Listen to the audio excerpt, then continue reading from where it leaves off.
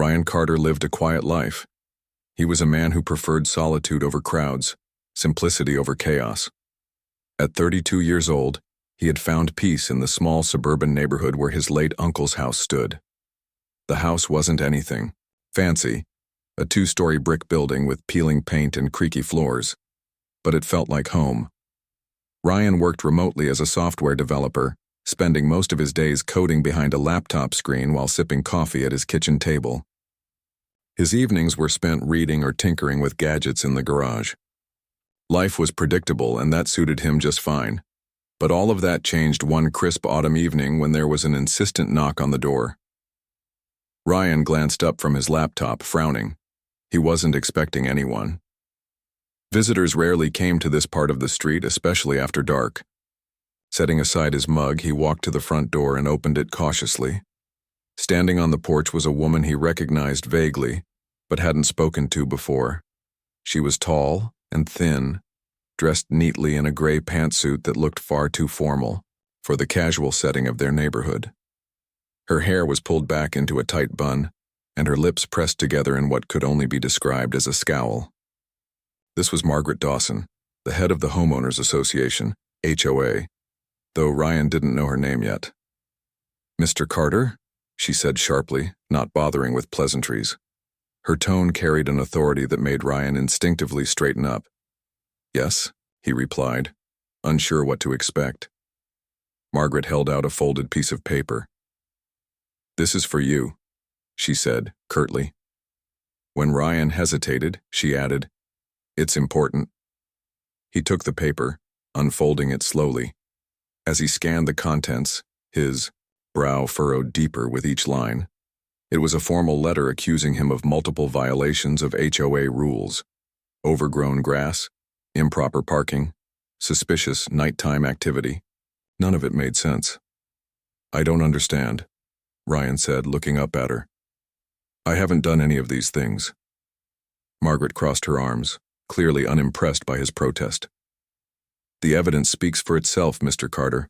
Your lawn hasn't been mowed in weeks, your car is parked in a no-parking zone half the time, and several neighbors have reported strange noises coming from your property late at night."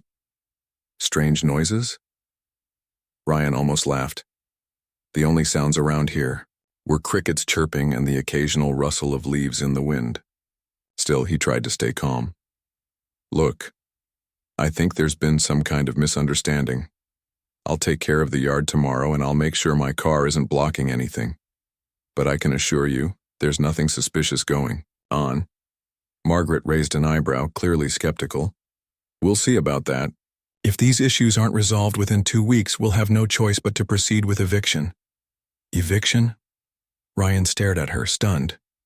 "Wait, what? You can't evict me. This is my house." She smirked, as if amused by his naivety. "Technically, yes, it's your house, but the HOA has certain rights. Fail to comply with our regulations and you'll find yourself facing consequences. I suggest you take this seriously."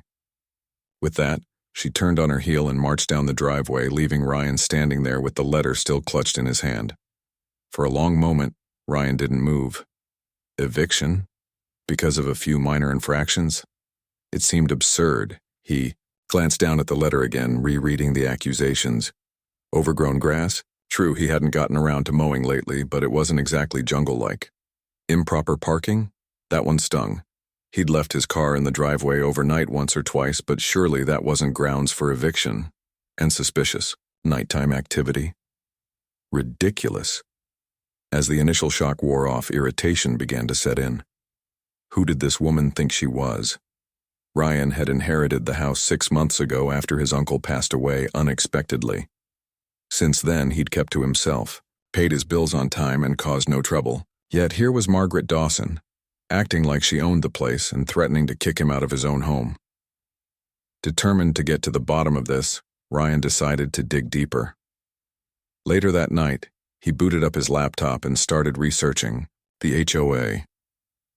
It didn't take long to find their website, which listed Margaret Dawson as president and included a brief history of the organization. Apparently, the HOA had been formed decades ago to maintain property values and enforce community standards. On paper, it sounded reasonable enough. But judging by Margaret's behavior, Ryan suspected there was more to the story. His curiosity led him to search for other documents related to the neighborhood. That's when he stumbled upon something surprising. Among the files his uncle had left behind were stacks of legal papers, including deeds and property records. One document caught his eye. A deed showing that his uncle, not the HOA, owned the land where the HOA office sat. According to the paperwork, Ryan now owned that land. At first, Ryan thought he must be misreading it. How could the HOA operate out of a building they didn't even own? But the more he examined the document, the clearer it became. His uncle had purchased the property years ago during a financial dispute involving the previous owners.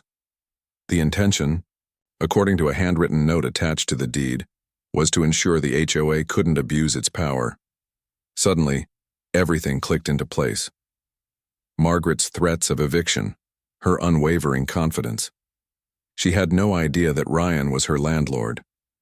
The realization brought a mix of emotions: anger, amusement, and a hint of satisfaction. For months, Margaret had strutted around the neighborhood like she ruled the world, punishing anyone who dared step out of line. Now, Ryan held the ultimate trump card. But what should he do with it? Revealing his ownership would shut Margaret down instantly, but it might also create tension with the other residents. Many of them seemed to respect or at least fear her authority. Would they side with her if they knew the truth? Or would they turn against her once they realized how much power she'd wielded without permission? As Ryan sat there weighing his options, he couldn't help but feel a spark of determination ignite within him. Margaret had underestimated him, assuming he was just another pushover who'd cave under pressure.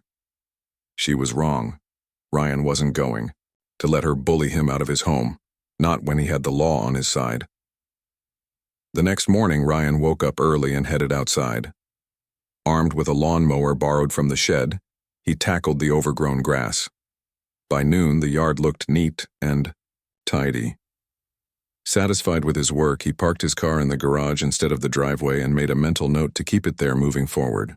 These small changes wouldn't solve everything, but they were a start. Later that afternoon, Ryan ran into Lisa Harper, a young mother who lived 2 doors down. She was pushing a stroller with one hand and holding a grocery bag in the other. They exchanged polite greetings, and Ryan seized the opportunity to ask about Margaret. "She's intense," Lisa admitted with a nervous laugh. "But she means well, keeps things running smoothly around here." Ryan nodded, though he didn't entirely agree. "How long has she been in charge?" "Oh, forever," Lisa replied. "She's been president since I moved in 5 years ago. Honestly, I don't think anyone else would want the job." That gave Ryan pause. Maybe Margaret's dominance stemmed less from malice and more from apathy among the residents. If people were willing to let her call the shots without question, it was no wonder she acted like she owned the place. Still, Ryan couldn't shake the feeling that something wasn't right. There was more to Margaret's reign than met the eye, and he intended to uncover it. Whatever happened next, one thing was certain: Margaret Dawson had picked the wrong person to mess with. Ryan spent the next few days digging deeper into the HOA's history. He couldn't shake the feeling that something about Margaret Dawson and her leadership was off. The discovery of his ownership of the HOA building had been surprising, but it only raised more questions. Why would his uncle buy the land where the HOA operated? What kind of financial disputes had led to such a decision?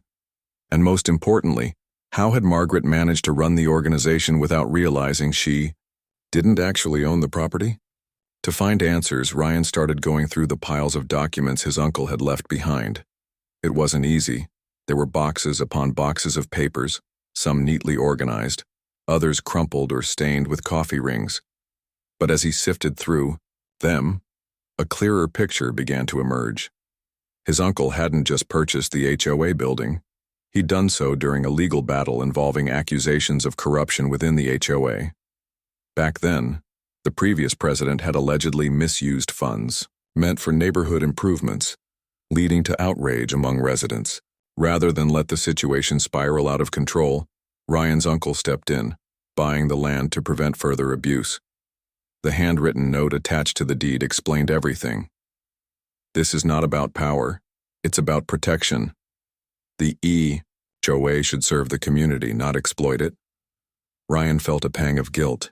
His uncle had trusted him to carry on this legacy, yet here he was, letting Margaret bully him without even knowing the full story. Determined to honor his uncle's wishes, Ryan decided it was time to take action. But first he needed help. Ryan wasn't a lawyer or an expert in property law. He was just a guy who liked coding and tinkering with gadgets. So, he reached out to Mia Torres, an old friend from high school who now worked as a paralegal. They hadn't spoken much since graduation, but Mia had always been sharp and resourceful. If anyone could make sense of the tangled web of HOA rules and deeds, it was her. When Ryan called Mia, she sounded surprised but happy to hear from him. After explaining the situation, he asked if she'd be willing to look over the documents. To his relief, she agreed. "Sounds like you've got quite the mess on your hands," she said with a laugh. "Send me what you've got, and I'll see what I can do." Over the next week, Ryan scanned and emailed dozens of files to Mia. In return, she sent back detailed notes highlighting key points. According to her analysis, Ryan's ownership of the HOA building gave him significant leverage. Legally, he could evict the HOA entirely if he wanted to, or at least demand transparency and accountability. However, Mia also warned him that revealing this information too soon might backfire. "People don't like being told they're wrong, especially someone like Margaret," she wrote in one email. "You need to handle this carefully." While waiting for Mia's feedback, Ryan kept up appearances. He mowed the lawn regularly, parked his car in the garage, and avoided doing anything that could give Margaret another excuse to accuse him of breaking rules. At the same time, he tried to observe the dynamics of the neighborhood more closely. Who supported Margaret? Who seemed unhappy with her leadership? Understanding the community would be crucial if he hoped to challenge her authority effectively. One evening, as Ryan walked his dog around the block, he ran into Kevin Doyle, a retired mechanic who lived across the street. Kevin was sitting on his porch tinkering with an old radio. He looked up when Ryan approached and gave a friendly wave. "Hey, Ryan. How's it going?" "Not bad," Ryan replied, stopping to chat. "Just trying to stay out of trouble." Kevin chuckled. "Good luck with that. Margaret's been breathing down everyone's necks lately. You hear about the new parking rules?" Ryan shook his head. "No, what's happening?" "She wants to ban street parking after 6 p.m. Says it's a safety hazard." Kevin rolled his eyes. "I mean, sure, it's annoying when people block driveways, but this feels like overkill." Ryan nodded sympathetically. "Does anyone ever push back against her decisions?" Kevin hesitated, glancing around as if worried someone might overhear. "Some folks grumble about it, but no one really challenges her. She's got a way of making you feel like you're the problem if you disagree." That confirmed Ryan's suspicions. Margaret thrived on intimidation, using fear to keep people in line. But there had to be others like Kevin, people who were frustrated but didn't know how to fight back. Maybe if Ryan could gather enough support, he could expose Margaret's misuse of power without alienating the entire neighborhood. The opportunity came sooner than expected. A few days later, Ryan received an invitation to an emergency HOA meeting. The notice slipped under his door, cited urgent matters concerning community violations as the reason. Ryan groaned. Clearly, Margaret wasn't done with him yet. Still, he knew skipping the meeting would only make things worse. He decided to attend, not to confront Margaret directly, but to listen and learn. The meeting took place in the HOA office, a small brick building tucked between two houses. When Ryan arrived, he noticed several neighbors already gathered inside, including Lisa Harper and Kevin Doyle. Margaret stood at the front of the room, clipboard in hand, looking every bit the stern authority figure she claimed to be. Once everyone was seated, Margaret launched into her usual speech about maintaining standards and protecting property values. Then she turned her attention to Ryan. "As many of you know, we've had ongoing issues with Mr. Carter," she announced, her voice dripping with disapproval. "Despite repeated warnings, he continues to disregard our rules. This cannot stand." Ryan clenched his fists under the table but forced himself to remain calm. He glanced around the room, studying the reactions of the other residents. Some looked uncomfortable, shifting in their seats or avoiding eye contact. Others nodded along with Margaret, clearly siding with her. But a few, like Lisa and Kevin, seemed hesitant, as if they weren't entirely convinced. When Margaret finished speaking, she opened the floor for comments. For a moment, no one spoke. Then Kevin cleared his throat. Margaret, I think we should focus on bigger issues, like fixing the potholes on Maple Street. Those have been there for months. Margaret frowned. We'll address that in due time, Kevin. Right now, we need to deal with rule breakers like Mr. Carter. Lisa chimed in next, her tone cautious. I agree with Kevin. There are other priorities we should consider. Maybe we could revisit the budget allocation? Margaret shot her a sharp look. The budget is fine, Lisa. What we need is discipline. If we allow one person to ignore the rules, soon everyone will start doing the same. Her words hung heavy, in the air, silencing any further objections. Ryan realized then that Margaret's strategy was simple: divide and conquer. By framing herself as the defender of order, she isolated anyone who dared question her decisions. It was clever, but not unbeatable. After the meeting ended, Ryan lingered outside, watching as the neighbors dispersed. Kevin caught his eye and gave a subtle nod, signaling that they should talk later. Encouraged by this small show of solidarity, Ryan headed home, his mind racing with possibilities. That night, he drafted a plan. With Mia's guidance, he would gather evidence of Margaret's misuse of HOA funds. If he could prove she'd been spending money irresponsibly on unnecessary projects or personal expenses, it would undermine her credibility. From there, he could rally the neighbors to demand change. The next morning, Ryan paid a visit to Kevin's house. Over cups of coffee, they discussed strategies for exposing Margaret's wrongdoing. Kevin admitted he'd long suspected shady dealings within the HOA, but never had proof. If you can get concrete evidence, he said, count me in. I'm tired of living under her thumb. With Kevin on board, Ryan reached out to Lisa as, well, though she was more cautious than Kevin, she agreed to help once Ryan explained the situation. Together, the trio formed a loose alliance, determined to bring Margaret's reign to an end. Over the following weeks, they worked tirelessly to uncover the truth. Ryan used his tech skills to dig into the HOA's financial records, while Kevin and Lisa discreetly questioned other neighbors about their experiences. Slowly but surely, the pieces of the puzzle began to fall into place. What they found shocked even Ryan. Margaret had been funneling HOA funds into extravagant projects, like installing decorative fountains and repainting fences unnecessarily, while ignoring basic maintenance requests from residents. Armed with this evidence, Ryan felt ready to strike. But before making any moves, he consulted Mia one last time.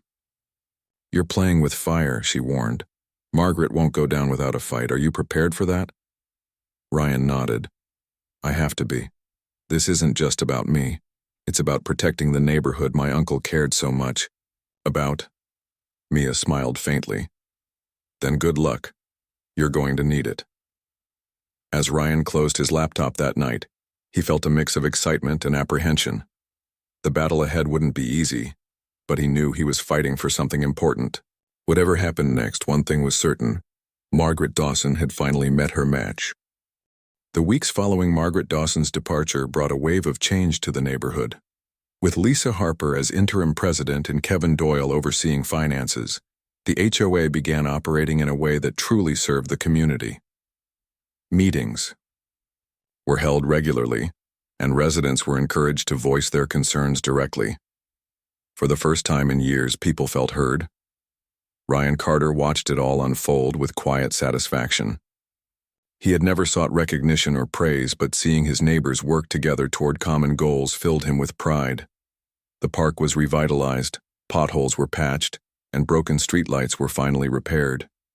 Even small improvements like fresh paint on the playground equipment and new plants in the flower beds made a big difference. Still, Ryan knew the work wasn't done. While Margaret was gone, her legacy of fear and division lingered in subtle ways. Some residents remained wary of getting involved, afraid of rocking the boat or drawing attention to themselves. Others doubted whether the new leadership could sustain the positive momentum. It would take time and effort to rebuild trust fully. One afternoon, Ryan received a visit from Mr. Patel. The elderly man carried a plate of homemade samosas wrapped in foil, which he handed to Ryan with a smile. "For everything you've done," he said simply. Ryan accepted the gift gratefully, inviting Mr. Patel to sit on the porch. As they chatted, Mr. Patel shared his thoughts about the neighborhood's future. "It's good to see things changing," he said, "but we mustn't forget why this happened. People need to stay vigilant." "You're right," Ryan agreed. "We can't let ourselves slip back into old habits. That's why transparency is so important." Mr. Patel nodded thoughtfully. "And it starts with us, not just the leaders but everyone. We have to hold each other accountable." Their conversation gave Ryan an idea. Over the next few days, he worked with Lisa and Kevin to organize a series of workshops aimed at educating residents about how the HOA functioned. They covered topics like budgeting, decision-making processes, and conflict resolution, encouraging participation at every level. Attendance was strong and feedback was overwhelmingly positive. "These sessions are amazing," one neighbor commented during a break. "I always thought the HOA was too complicated to understand, but now I feel like I actually know what's going on." Another added, "It makes me want to get more involved. Maybe I'll run for treasurer next year." Hearing comments like these reassured Ryan that the community was moving in the right direction. But there was still one loose end he couldn't ignore: the HOA building itself. Legally, Ryan owned the land where the office stood, a fact that continued to weigh on his mind. He hadn't mentioned it since revealing his ownership during the earlier meetings, partly because he didn't want to overshadow the progress being made. Still, the issue needed to be addressed eventually. Mia Torres helped him draft a proposal outlining 3 options: sell the property to the HOA at fair market value, lease it to them long-term, or retain ownership while allowing the HOA to operate rent-free under specific conditions. Each option came with pros and cons, but Ryan hoped the final decision would reflect what was best for the neighborhood, not just for him personally. When the topic was raised at the next HOA meeting, reactions were mixed. Some residents argued that purchasing the land outright would give them greater autonomy, while others preferred the stability of a long-term lease. After much discussion, a compromise emerged. The HOA would lease the property from Ryan for a nominal fee, with the understanding that any profits generated by the organization would go directly back into community projects. Ryan agreed to the terms, feeling relieved that the matter had been resolved amicably.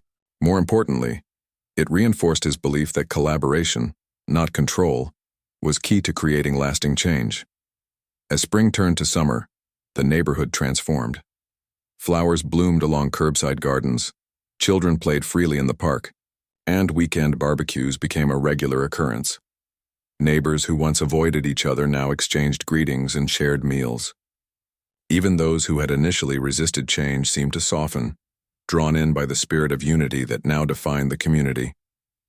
Lisa and Kevin proved to be excellent leaders, balancing firmness with compassion.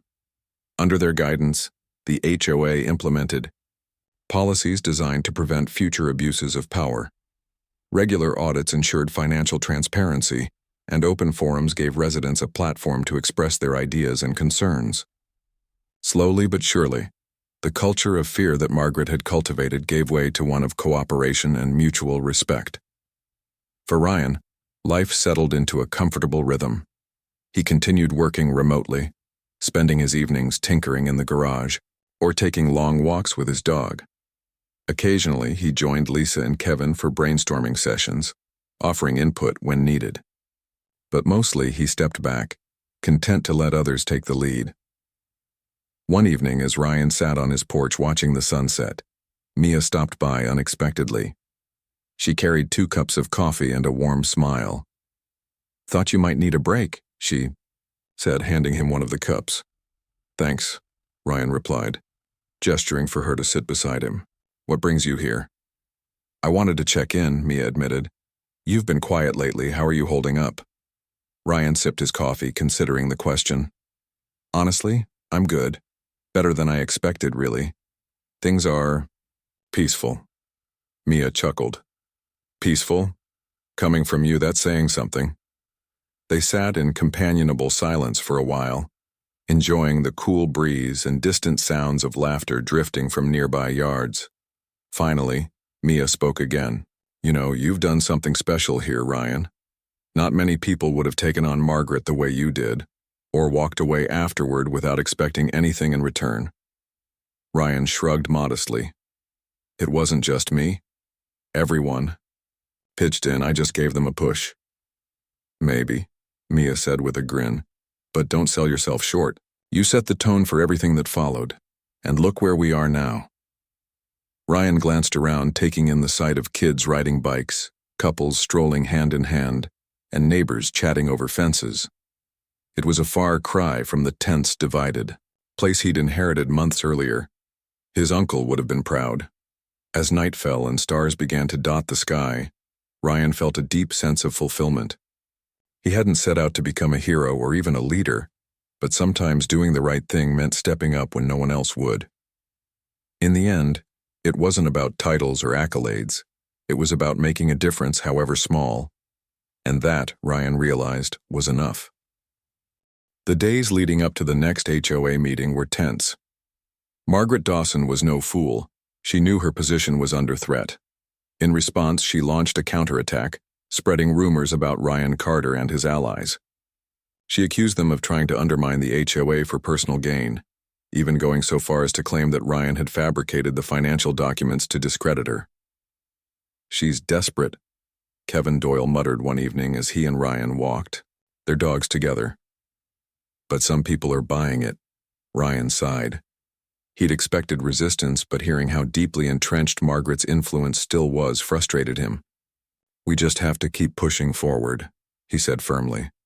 If we stay calm and stick to the facts, people will see through her lies. Lisa Harper echoed this sentiment during their nightly strategy calls.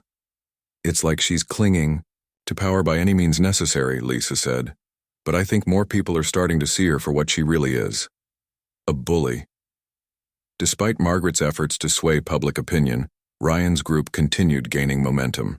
Neighbors who had initially been hesitant to speak out began sharing their own stories of neglect and mismanagement under Margaret's leadership. One woman recounted how her repeated requests to fix a broken streetlight outside her house had gone ignored for over a year. Another man described how the HOA refused to address flooding in his backyard after heavy rains, citing budget constraints, yet somehow found money for flower bed renovations.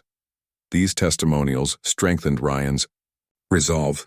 He worked with Mia Torres to compile all the evidence into a comprehensive report, complete with charts, photos, and first-hand accounts. The goal was simple: present an irrefutable case that would leave Margaret with nowhere to hide.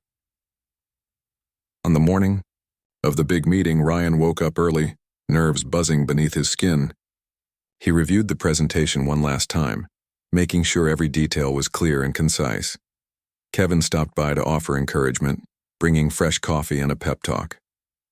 "You've got this, Ryan," he said. "Just remember, you're not fighting alone." When Ryan arrived at the HOA office, he noticed a larger crowd than usual gathered outside. Word had spread quickly, and nearly everyone in the neighborhood seemed eager to hear what would happen next. Some residents chatted animatedly, while others stood quietly, clutching copies of the report Ryan had distributed earlier in the week. Margaret arrived shortly afterward, her expression unreadable but her posture rigid. She scanned the room, her eyes lingering on Ryan before moving on to the growing number of faces turned against her. For a brief moment, Ryan thought he saw a flicker of uncertainty in her gaze, but it vanished almost instantly, replaced by her trademark scowl. Once everyone was seated, Margaret called the meeting to order. Her voice rang out sharply, cutting through the murmurs of anticipation. "Before we proceed," she announced, "I want to address the false accusations being made against me and the HOA. Certain individuals," she shot Ryan a pointed glare, "are attempting to destabilize our community for their own benefit. Let me assure you, these claims are baseless." Her words hung heavy in the air, but they failed to silence the murmurs. Instead, several neighbors leaned forward, clearly impatient to hear Ryan's side of the story. When Margaret finally yielded the floor, Ryan stood up. his heart pounding but his voice steady. "Thank you, Margaret," he began, addressing both her and the audience. "What I'm about to share isn't about blame. It's about transparency and accountability. Over the past few weeks, many of us have reviewed the HOA's financial records and uncovered troubling patterns." He gestured toward the whiteboard behind him, where a detailed breakdown of expenditures was displayed. "As you can see here, a significant portion of our funds has been allocated to non-essential projects, things like decorative fountains and repainting fences unnecessarily. At the same time, critical issues like pothole repairs, broken streetlights, and drainage problems have gone unaddressed for months." A wave of murmurs rippled through the room as residents examined the chart. Some nodded knowingly while others whispered to their neighbors. Margaret shifted uncomfortably in her seat, her confidence wavering. Ryan pressed on. "This isn't speculation. These numbers come directly from the HOA's own records. And it's not just about money. It's about priorities. Shouldn't we be investing in things that truly improve our quality of life?" To drive his point home, Ryan invited several neighbors to share their experiences. Mr. Patel spoke first, recounting his frustration with the persistent potholes on Maple Street. Then came Mrs. Alvarez, whose flooded backyard remained unfixed, despite multiple complaints. Each testimony added weight to Ryan's argument, painting a picture of systemic neglect. When it was Lisa's turn to speak, she addressed the broader issue of trust. "For years, we've let the HOA operate without question," she said, her tone measured but firm. "But now we know the truth. If we don't hold them accountable, nothing will change." By the time Ryan concluded his presentation, the room was alive with energy. Residents exchanged nods and whispers, clearly swayed by the evidence. Margaret tried to interject, accusing Ryan of cherry-picking data and manipulating facts, but her arguments fell flat. Even her staunchest supporters looked uneasy, glancing at each other as if unsure whether to defend her. Finally, Kevin raised his hand. "Enough talking," he said, standing up. "Let's vote. Do we trust Margaret to lead this community moving forward, or do we need new leadership?"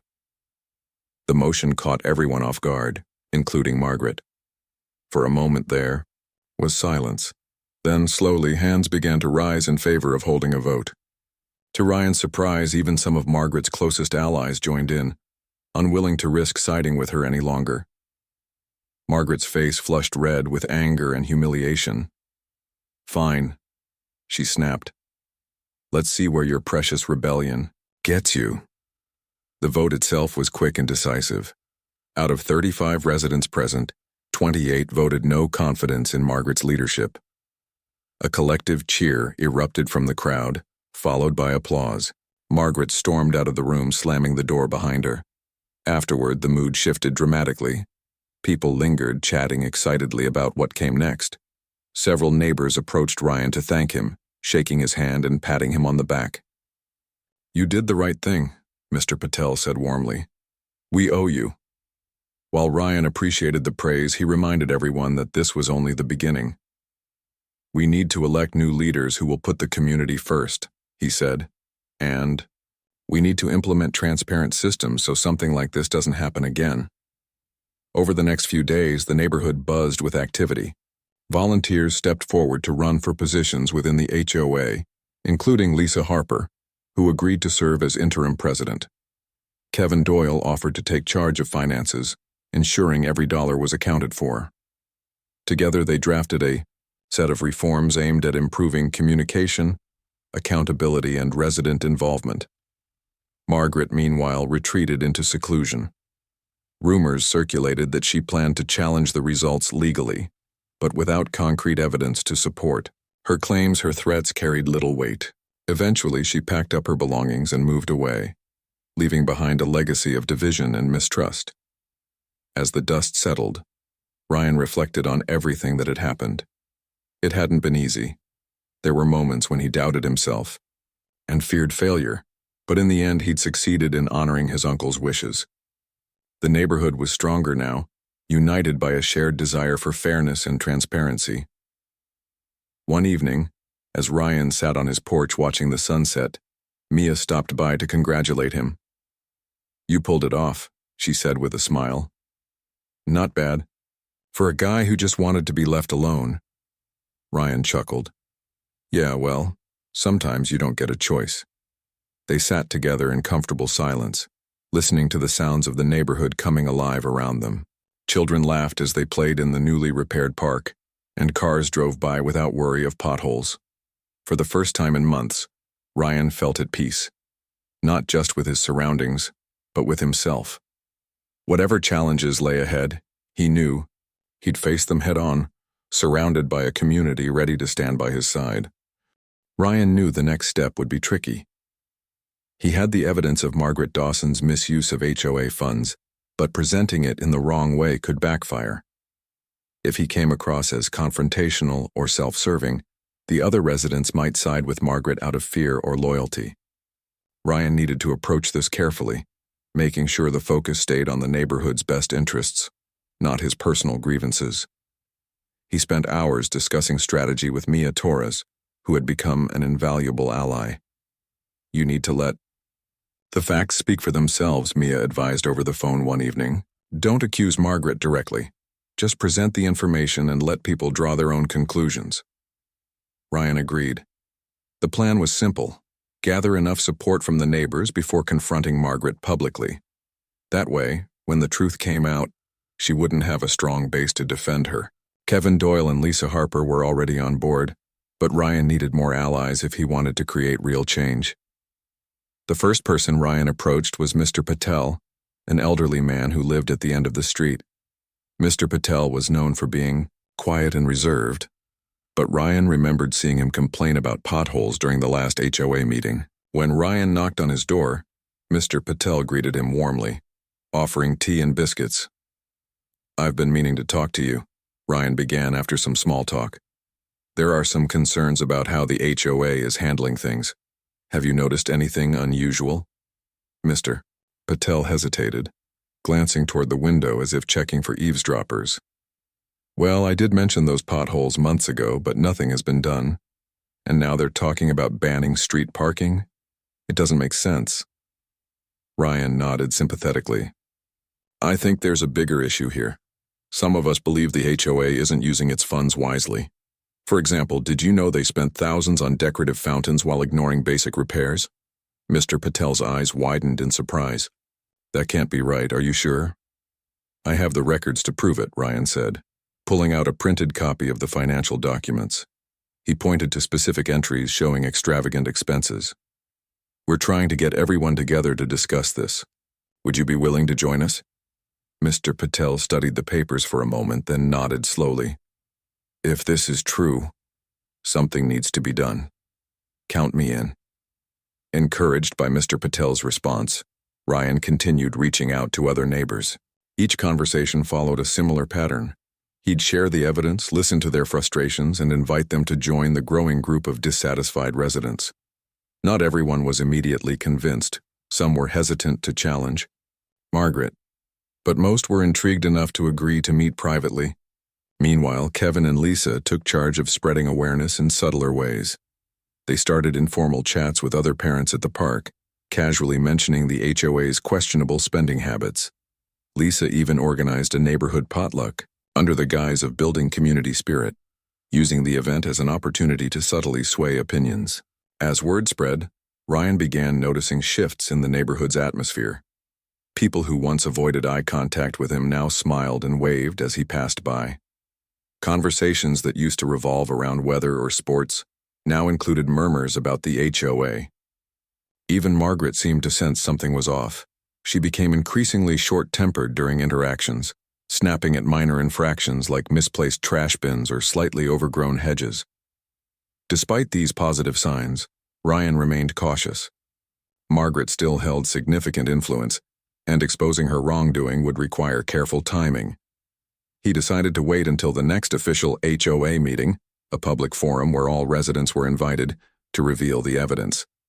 By then, he hoped to have rallied enough support to counter any backlash. In the days leading up to the meeting, Ryan worked tirelessly to prepare. He created copies of the financial documents and drafted a brief presentation outlining the key points. Mia reviewed everything, offering suggestions to keep the tone neutral and factual. "Remember," she reminded him, "you're not attacking Margaret personally. You're pointing out systemic issues that affect everyone." On the morning of the meeting, Ryan felt a mix of nerves and determination. He arrived early, setting up a small table near the entrance with flyers summarizing the findings. As neighbors trickled in, he greeted each one warmly, encouraging them to take a flyer and ask questions. To his relief, many seemed genuinely interested, flipping through the pages and nodding thoughtfully. When Margaret finally arrived, she looked around the room with narrowed eyes. Clearly, she hadn't expected such a large turnout, or the stacks of papers on the table. She shot Ryan a suspicious glare but said nothing as she took her usual spot at the front. Once everyone was seated, Margaret called the meeting to order. After a few routine announcements, she turned her attention to Ryan. "I see we have some new business to discuss," she said coolly. "Care to explain what's going on, Mr. Carter?" Ryan stood up, taking a deep breath to steady himself. "Thank you, Margaret," he began, keeping his voice calm and measured. "Over the past few weeks, several neighbors and I have been reviewing the HOA's financial records. We've discovered some concerning patterns that I believe warrant discussion." Margaret's expression darkened, but she didn't interrupt. Instead, she crossed her arms and leaned back in her chair, clearly waiting for him to slip up. Ryan continued, projecting confidence despite the knot in his stomach. "For instance, we found that a significant portion of our funds has been allocated to non-essential projects, things like decorative fountains and unnecessary landscaping. Meanwhile, critical issues like pothole repairs and broken streetlights have gone unaddressed for months." A murmur rippled through the crowd. Some residents exchanged glances, while others flipped through the flyers in their hands. Margaret tried to interject, but Ryan pressed on. "This isn't about blame. It's about transparency. As members of this community, we deserve to know how our money is being spent." To drive his point home, Ryan displayed a chart comparing the HOA's expenditures over the past year. The disparity between essential and non-essential spending was glaring. Several neighbors gasped audibly, while others muttered in agreement. Margaret finally spoke, her voice sharp and defensive. "These accusations are baseless and irresponsible. Every decision made by the HOA is in the best interest of the community. If anyone disagrees, perhaps they should consider stepping down from their positions." Her words fell flat. Instead of rallying support, they only highlighted her refusal to address the actual concerns. Kevin raised his hand, speaking up for the first time. "With all due respect, Margaret, I think we deserve answers. Why weren't these decisions brought to a vote? And why haven't basic maintenance requests been prioritized?" Lisa added her voice to the growing chorus. "Exactly. We've been asking for help with these issues for months, but nothing's been done. Meanwhile, we're seeing expensive projects that don't benefit everyone." One by one, other residents joined in, sharing their frustrations. Margaret struggled to maintain control, her face flushed with anger. For the first time, her authority was visibly crumbling. When the meeting ended, Ryan felt a surge of hope. Though Margaret hadn't admitted to any wrongdoing, the tide had clearly shifted. Neighbors who had once feared her now questioned her leadership. More importantly, they were starting to realize they had the power to demand change. That night, Ryan met with Kevin, Lisa, and the others to plan their next move. They decided to propose a formal vote of no confidence against Margaret at the following meeting. If successful, it would pave the way for new leadership and a fresh start for the neighborhood. As Ryan walked home under the starlit sky, he allowed himself a small smile. The road ahead wouldn't be easy, but for the first time in weeks, he felt like he was making progress. Whatever happened next, he knew he wasn't alone anymore.